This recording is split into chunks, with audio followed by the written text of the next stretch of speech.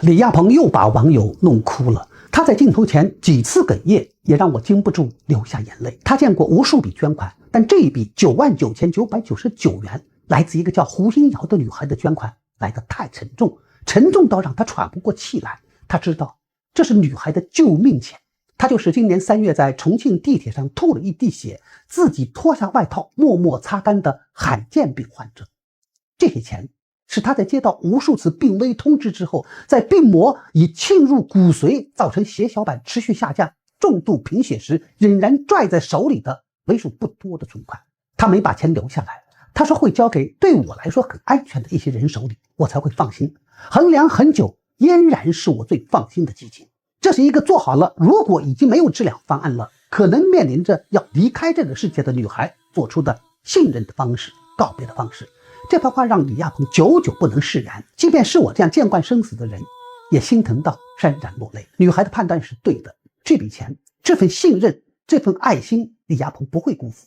有情有义的李亚鹏做了2个决定：个人通过重庆红十字基金会向胡新瑶捐赠99999元用于医疗生活，再捐99999元帮他完成病友之家的看海心愿。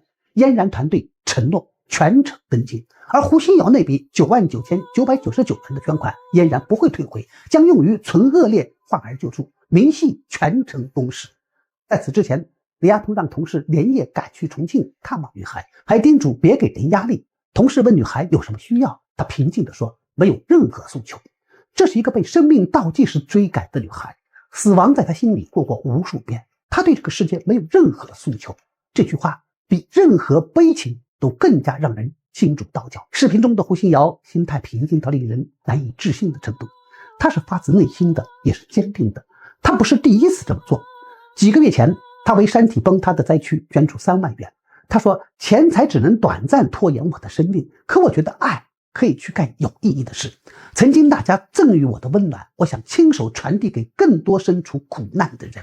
这是一个不断的度难，又不断的把爱传递给别人的女孩。22岁，2018年确诊罕见病 ANCA 血管炎并发病发症。因为病情严重，她曾2次拒绝男友的求婚，不愿拖累对方。哪想到命运太无常，去年男友因重病先她离世，临终前托人转给她5万元用于治病。她没有享受这笔包含着爱和遗憾的遗款，而是用它成立了陆林瑶病友之家，让10几位白血病重症病友抱团取暖。如今她把救命的钱递给了别的孩子，自己却选择不过度治疗。而她心里还惦记着一件事，趁自己还撑得住，带这些病友去一次海边，完成他们生命里一场美丽的旅行。李亚鹏没有退回捐款去婉拒女孩行善的心意，也没有居高临下的施舍怜悯，而是先守护她的善意，再守护她的人生。这套处理方式透露出李亚鹏骨子里的温柔。他和这女孩最相似的一点是，一个纵然曾因财务困境备受关注，也没终止热爱的公益慈善事业，一直到连房租都交不出，也因此让世人重新认识了他。另一个纵然预感已走到生命的尽头，也要倾尽所有帮助到和他一样身处病痛中的同龄人。尤其令人感慨的是，2个人各自做出了艰难的选择。女孩把善意托付出去，李亚鹏不退回不拒绝，以另一种方式接住这份心意。这一来一回，让善意形成了闭环。这场双向奔赴照见了人世间3样特别珍贵的东西。一个是身处苦难依然保有共情他人的温柔，是人性不曾褪色的善良。平常人身陷绝境时，一般会本能地选择自保，而胡新瑶见过病友挣扎求生的模样，能体悟贫困患癌的苦处，所以即便自己徘徊在生死的边缘，依旧共情人世间所有身处困顿的人。他是自己已在泥泞中，却仍不愿把泥水溅到别人的身上，反而伸手为旁人撑住一把伞。第二是不把爱心当施舍，懂得敬畏别人的善意，尊重他人的本心。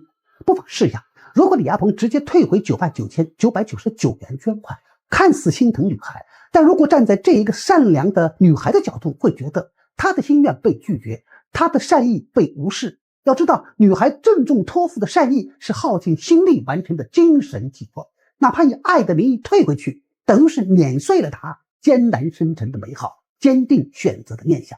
所以李亚鹏是看透了这份捐赠的重量，收下捐款，完成女孩的心愿，守住他的尊严，然后再自掏资金，默默地为他的生活与心愿做铺垫。你想奔赴善意，我成全你的赤诚；你还深陷困境，我悄悄守护你的生活。这份分寸感正是当下稀缺的一种修养。第三是为所谓世道冷漠论提供了温暖的板正，实现了善意的双向流转、双向奔赴。女孩的一份捐赠换来了2份帮扶，一份救助存恶劣的孩童，一份实现病友看海的心愿。而李亚鹏收获了2样东西，一样是世人对他公益事业的信任，一样是女孩人性微光带来的治愈感。所以他哽咽地说，生命是有尽头，但生命之光、人性之光会永存。他对胡新瑶说，不要放弃。是的，我们看到的这个叫胡新瑶的女孩从来没有放弃过。她放弃了用钱延长自己生命的机会，却从未放弃用自己的光去照亮别人。一场奔赴，2人互动，一人赠光，一人护光，微光相逢，汇聚成照亮人间的一道暖阳。谢谢胡新瑶，谢谢李亚鹏。真的是心情非常，在这做一个回复。我不知道大家还记不记得，就是在今年的3月份有一则新闻，重庆的地铁上有一个女孩叫胡新瑶，她因为身患罕见病，在地铁上吐了一地的血，然后她自己把它擦干，就是那位姑娘。前2天呢，我们一人天使基金收到了来自于她的99999元的捐款。我因为在外地出差，然后收到这个消息，我去了解了一下她的情况，我知道她是一个罕见病患者，并且已经在过去的几年当中10几次收到了这个病危通知单。嫣然在过去收过无数位捐赠人的捐款，但是这次就这2天我也是在出差，在工作，也在陪伴家人，但是这件事情真是一直在我心头压着，久久不能释然。这是他救命的钱，他认为自己可能不需要，用不上这些钱，所以他想把这些钱通过嫣然天使基金去帮助到更多的孩子。我就在第一时间让同事连夜去了重庆，去见了他，也想去了解一下具体的一些情况。你去一趟，了解了解他个人的病情。好，但是别给人压力，等赶去的。那我订了高铁票，我现在找这个。好，慢点啊。好的。我一直都想过，如果说我已经没有方案了，可能面临着要去世的节奏的时候，我就会把钱捐出去，然后去帮扶到一群人。但是我会交给对于我来说是很安全的一些人手里，我才会放心。经过很多的衡量之后，我决定交给嫣然，它是我最放心的一个基金。为什么会捐99999这个数目？是希望给每一个空气里面的人都能够一颗一颗糖，而且我能祝他们都能长生久久，它是一个祝福。他再次强调和表达了他的这个意愿，但是我不知道大家能不能理解我的心情。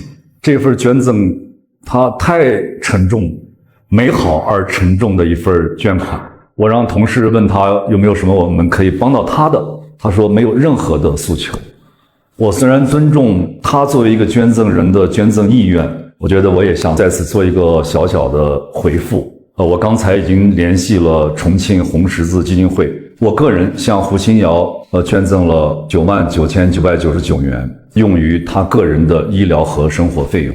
那另外呢，这次同事去知道他自己身患重病，但是他还在做这一件事情，他成立了一个胡新瑶病友之家，也有10几位白血病等等吧重病患者的一个抱团取暖的一个新瑶病友之家。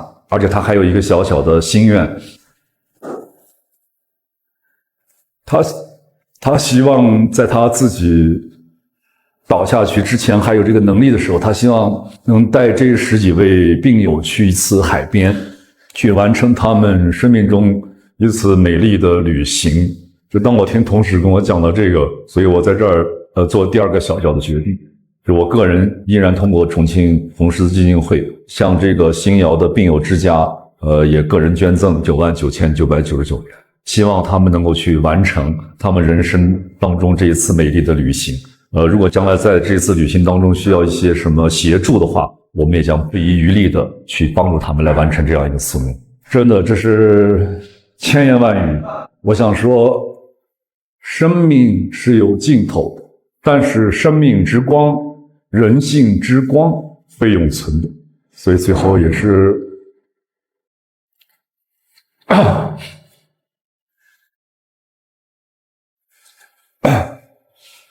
所以最后也是感谢信瑶，真的我觉得不要放弃，生命是脆弱的，但是我们不能那么提前的去放弃。所以这是我想跟你说的，请你也尊重我作为一个捐赠人的捐赠意愿。